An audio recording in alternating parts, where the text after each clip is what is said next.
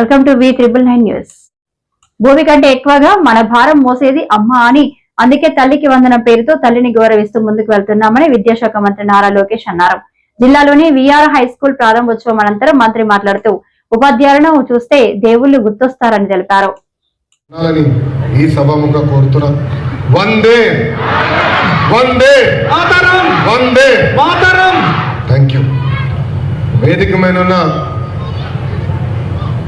మంత్రివర్యులు నారాయణ మాస్టర్ గారికి, గౌరవనీయులు ఫరూక్ గారికి, గౌరవనీయులు ఆనం రామనారాయణ రెడ్డి గారికి, member of parliament Vemireddy Prabhakar Reddy గారికి, నెల్లూరు రూరల్ ఎమ్మెల్యే కోటమిరెడ్డి శ్రీధరన్నకి, కలెక్టర్ గారికి, ఈ సమావేశానికి ఇచ్చేసిన శాసన సభ్యులు, అధికారులు, ఉపాధ్యాయులు అందరికీ పేరు పేరున నా హృదయపూర్వక నమస్కారాలు.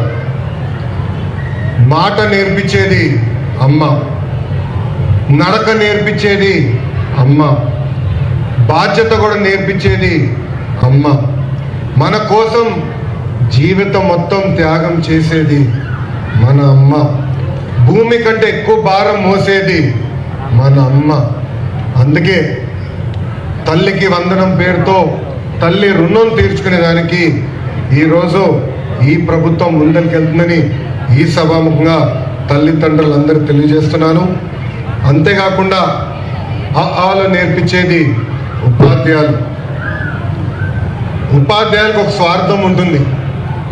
ఆ స్వార్థం ఏంటంటే వాళ్ళ చదువు చెప్తున్న పిల్లలందరూ బాగా మార్కులు రావాలి, అన్ని ర్యాంకులు కొట్టాలన్న స్వార్థం వాళ్ళలో ఉంటుంది.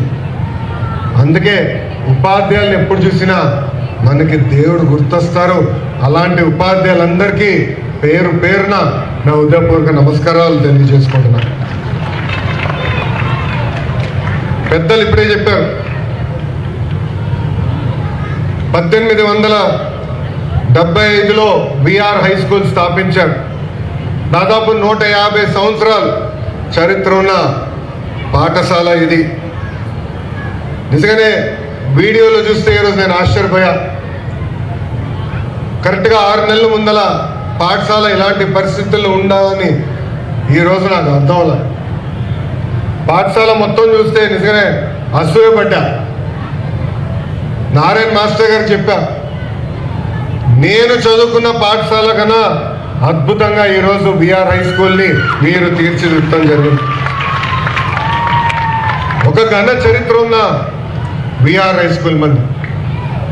డాక్టర్ కె నారాయణ గారు అంటే honorary adviser and retired director for SHAR Sriharikota, మాజీ ముఖ్యమంత్రి వర్యులు డాక్టర్ బెజవాడ గోపాలకృష్ణ రెడ్డి గారు, ఎన్ జనార్దన్ రెడ్డి గారు, మాజీ ఉపరాష్ట్రపతి గారు వెంకయ్యనాయుడు గారు, ఏకంగా ఎస్పీ బాలసుబ్రహ్మణ్యం గారు, జీవీకే రెడ్డి గారు, ఇంకా వేదిక పైన ఉన్న నారాయణ గారు, మా పక్కనే నిలబడుతున్న సోమిరెడ్డి చంద్రమోహన్ రెడ్డి గారు, ఇంకా కోటమిరెడ్డి శ్రీధర్ రెడ్డి గారు, మాజీ chief justice P Chandrasekhar Reddy garu కూడా ఈ పాఠశాల నుంచే వచ్చిన వారు.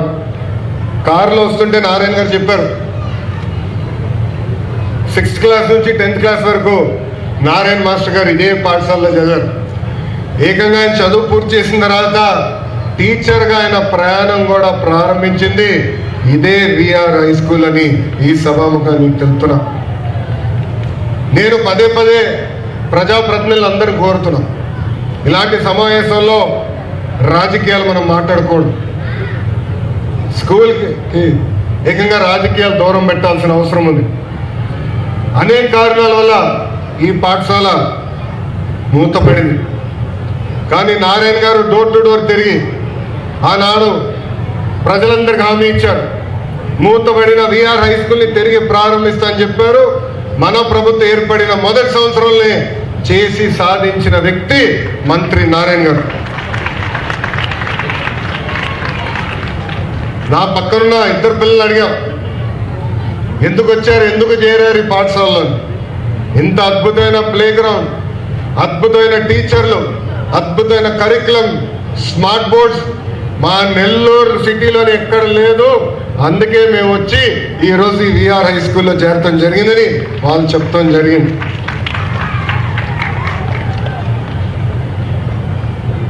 ఈ స్కూల్ గురించి కూడా చెప్పాలి. నారాయణ గారు పర్సనల్గా తీసుకున్నారు. ఫైల్ ఎక్కడుందో వెంటాడారు. నాకు గుర్తున్నంత వరకు ఒకరోజు రాత్రి 10ంటికి ఫోన్ చేశారన్న. ఫోన్ చేసి ఫైల్ ఇప్పుడే నీ లాగిన్కి వచ్చింది, తొందరగా క్లియర్ చేయవా అన్నారు. చేస్తాను సార్ ఫోన్ పెట్టా. అంటే పొద్దున్న చేద్దాం అనుకున్నా. మళ్ళీ 30 నిమిషాల తర్వాత నారాయణ మాస్టర్ గారు ఫోన్ చేసి ఇంకా ఫైల్ క్లియర్ చేయలేదు, ఇప్పుడే క్లియర్ చేయండి అని నన్ను వెంటాడిన వ్యక్తి మంత్రి నారాయణ గారు.